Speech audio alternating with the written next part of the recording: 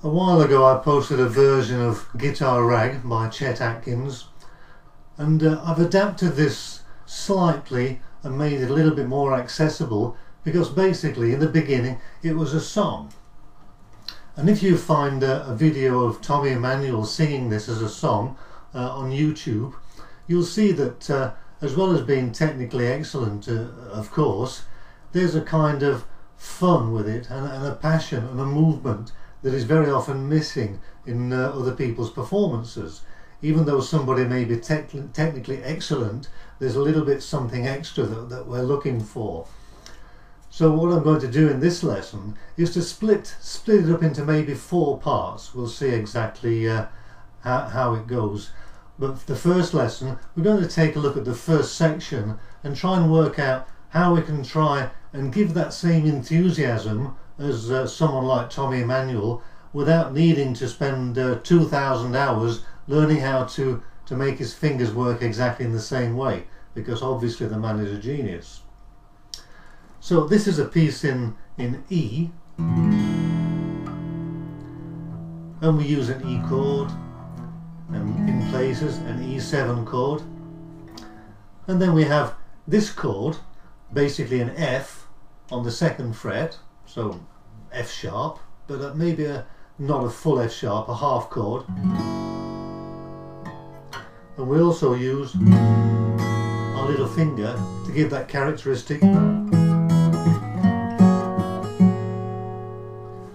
And then we go down to B7, sometimes in this form and sometimes in this form, and we slide that up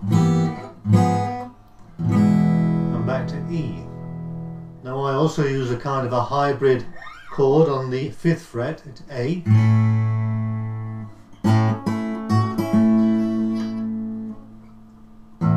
And then down here I use a kind of a E7 in a simplified format.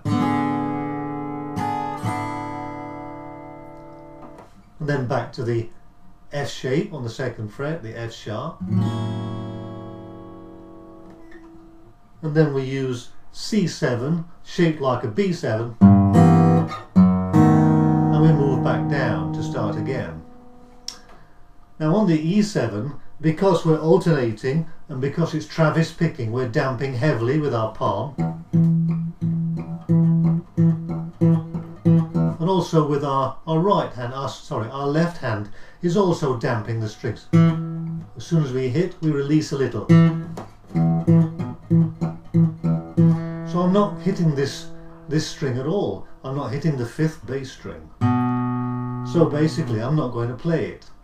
So I use the E in this form, and this is the chord I start off with.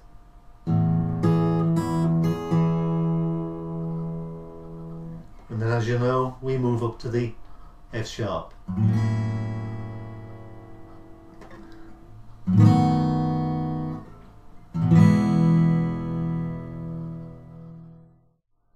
Now right from the start in this tune there's a lot going on. The fingers, both the fingers are being used. At the same time the thumb is maintaining that solid Travis beat. But we need to start to, we can't just dive straight into this and start to play all the intricate stuff. We need some kind of strategy to approach it. So what I suggest is that first of all we just use one finger, and instead of making the intricate sound we just make the basic sound.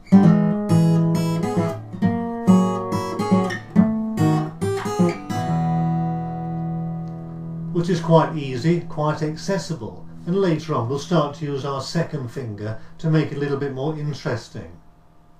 Let's take a look at the tablature and how we're going to start to play Guitar Rag.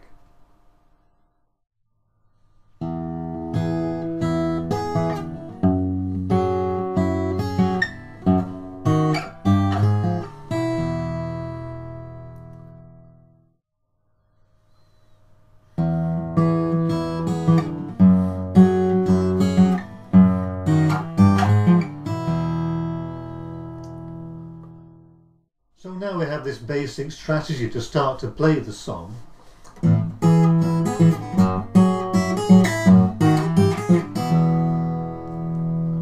we can start to add things that make it more interesting. Some of them are quite subtle and we're not really aware of them when somebody's playing quite fast.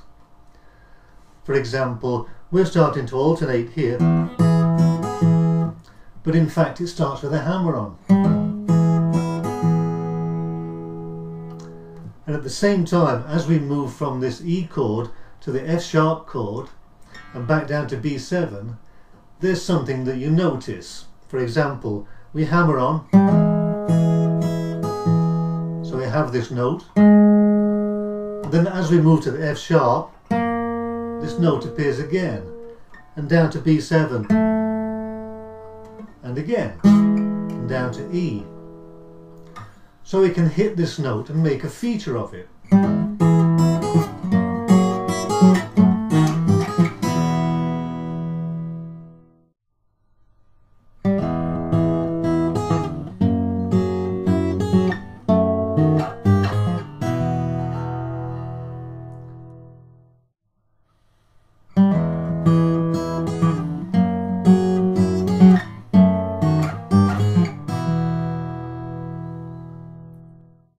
So we start to add the interest.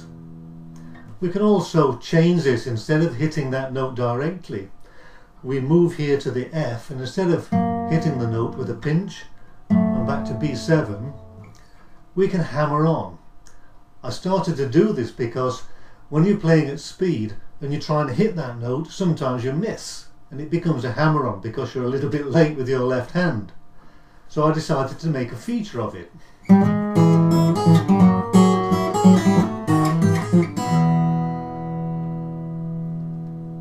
So you can mix these two up. Sometimes if you're fast enough you can hit that note directly, or you can just hammer on and make a feature of it.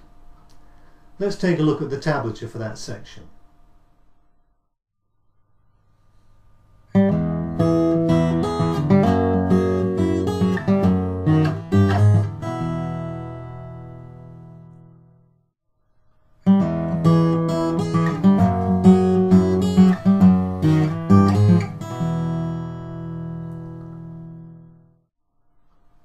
So now we have our basic form. We've added the hammer on or the pinch for that note,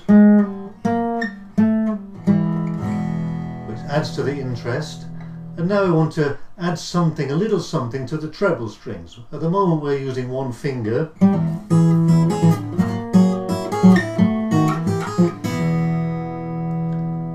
So we want to add some little notes in there to make it more interesting with our other finger. Now this means that where you were using your first finger before for the melody, because you're going to be slipping a note in before that melody, the main melody note, you'll have to hit with your first finger and then your second finger follows on. It sounds like this.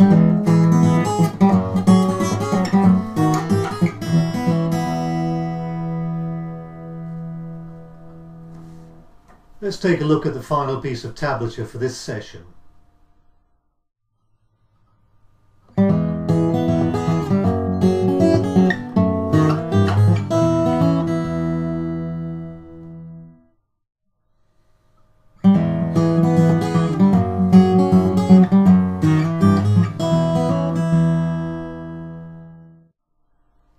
I hope you enjoyed that. The next time we'll take a look at what happens when we move up to the fretboard and some other variations. Keep on picking, have a good time. I'll see you next time.